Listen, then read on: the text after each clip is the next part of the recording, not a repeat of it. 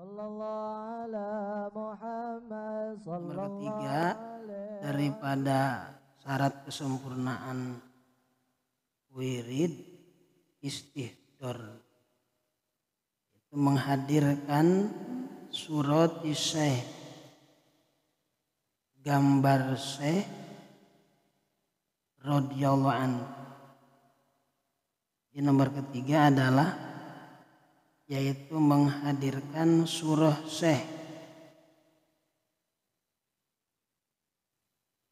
gambar syekh. Istihdor di sini dalam ketik hadir qalbu kita atas hadirnya syekh beserta kita.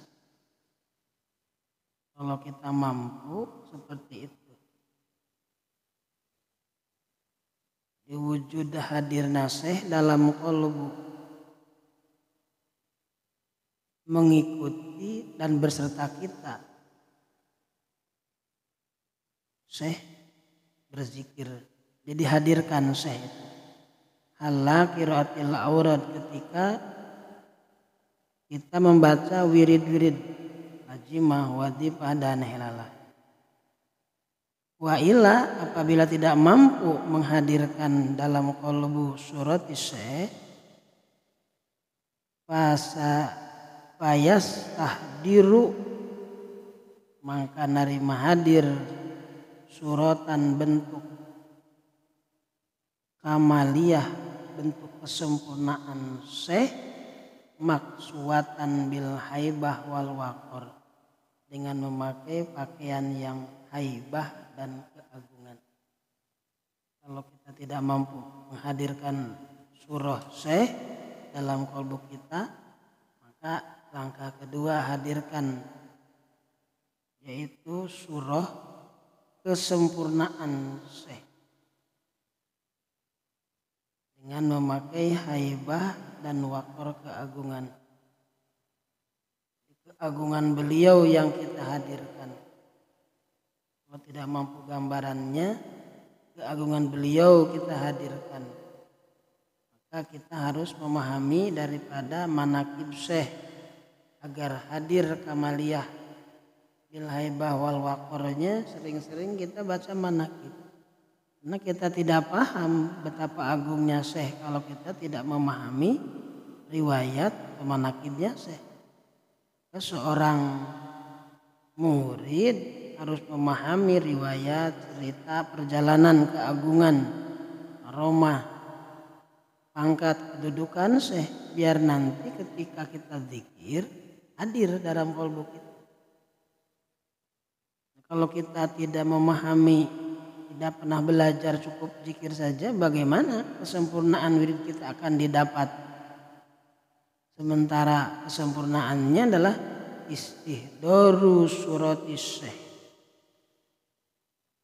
dalam qalbu menghadirkan yaitu syekh.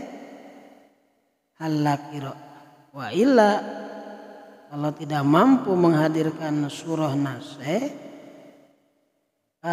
ayas tahdiru suratan kamaliyatan maksuwatan bil haibati wal waqor, menghadirkan surah kamaliyah syekh yang memakai kewibawaan dan keagungannya. Dalam masalah ini banyak sekali yang menyangkal bahwa menghadirkan syekh itu termasuk perbuatan yang bertentangan dengan norma agama. Banyak pendapat yang seperti itu, padahal tidak jadi masalah jika dalam zikir kita menghadirkan bentuk guru kita dan tidak menjadi kafir dan tidak menjadi musyrik. Jika kita menghadirkan keagungan guru kita dengan pakaian haibah wal waqor, kalaulah menggambarkan surah guru syekh wali dianggap musyrik, maka apalah bedanya apabila kita lagi sholat, hadir dalam kolbu kita, ingatan kita, ingat ke ladang, ingat ke sawah, ingat ke anak yang sakit, berarti itu juga sama musyrik.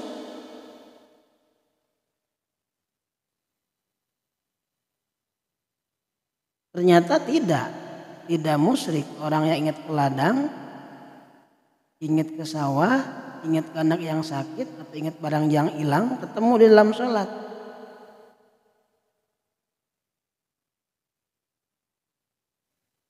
Di pemahaman istihdor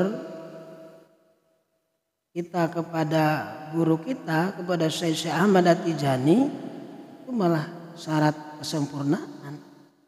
Karena menghadirkan ke dalam kolbu artinya hadir bahwa beliau ikut bareng dengan kita berzikir, sehingga kita diwaspadain oleh beliau, diawasi oleh beliau. Maka dari awal kita betul-betul khusyuk ke Allah karena hadir beserta kita guru kita. Jadi menghadirkan saya itu bukan macam-macam, bukan, agar mendatangkan kehusuan, karena kita dilihat, diikuti oleh guru.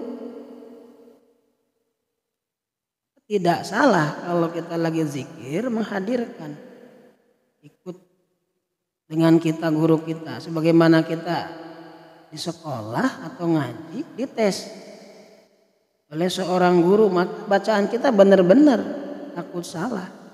Demikian kita istihdor itu betul-betul kolbu kita menghadirkan guru kita itu agar kita sempurna.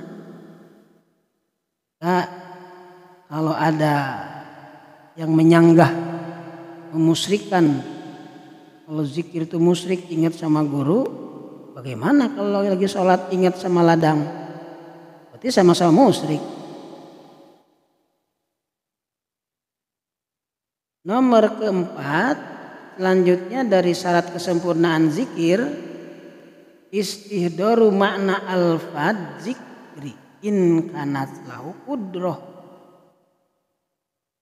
Nomor keempat daripada kesempurnaan zikir wirid lazimah wazifah hayalalah, istihdor makna al-fad,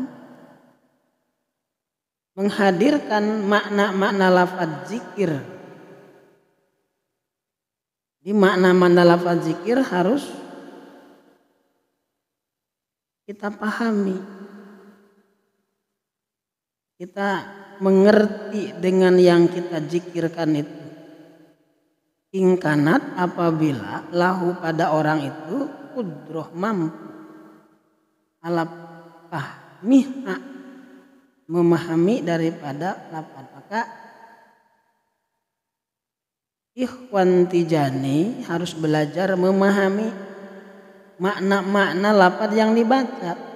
Istighfar, sholawat, la ilaha illallah, lazimah, istighfar 100, sholawat 100, la 100. Istighfarna memahami makna, sholawat memahami makna.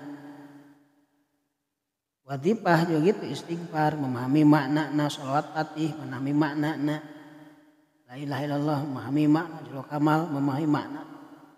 Karena ini adalah syarat kesempurnaan. Jadi jangan sampai tinggal kita belajar, harus belajar memahami makna-makna al-fad zikri ingkanat, apabila mampu, ala pahmiha, kepada memahaminya. Lalu wa illa, apabila tidak mampu, uzur untuk memaknai al-fad, fal yusmi' nafsahu al-fad dzikri. Kalau kita misalkan tidak mampu memaknai al-fad, maka cukup terdengar dengan diri kita lafaz yang dibaca. Misalkan kita mengucapkan lafaz astagfirullah, astagfirullah, kita mendengar bacaan itu. Jangan sampai kita mulut mengucapkan istighfar tapi telinga nggak dengar, kolbu nggak khusyuk dengan bacaan. Yang afdol adalah paham dengan makna, apabila tidak paham dengan makna yang kita baca terdengar oleh telinga kita masuk ke kolbu. Astagfirullah. Jadi lisan mengucapkan, telinga mendengar, masukkan ke kolbu. Jangan sampai lisan mengucapkan, kolbu nggak mendengar, hanya telinga yang mendengar.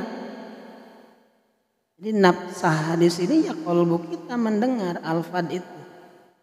Akhirnya mengikutilah si kolbu atas lisan kita mengucapkan astagfirullah, astagfirullah, astagfirullah.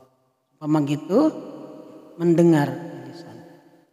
Dari lisan yang diucapkan mendengar si kolbu mendengar. Telinga mendengar masuk ke kolbu. Jadi dari lisan masuk ke telinga lalu ke kolbu. Jangan sampai si kolbu tidak ikut mendengar. Yang afdol yang tadi adalah istihdorul makna al-fad zikri in kanat lahu udroh ala fahmi. Kalau mampu ya lafad itu diganti makna. Dimaknain oleh kolbu kita. Lisan menyebutkan istighfar, kolbu memaknaina. Lisan astagfirullah, kolbu maknaan karena lafad istighfar. Mohon ampun padamu ya Allah, dan seterusnya. Jadi si kolbu memaknai. Kalaulah tidak mampu, si lisan berucap istighfar, si kolbu mendengar atas lisan yang membaca tadi.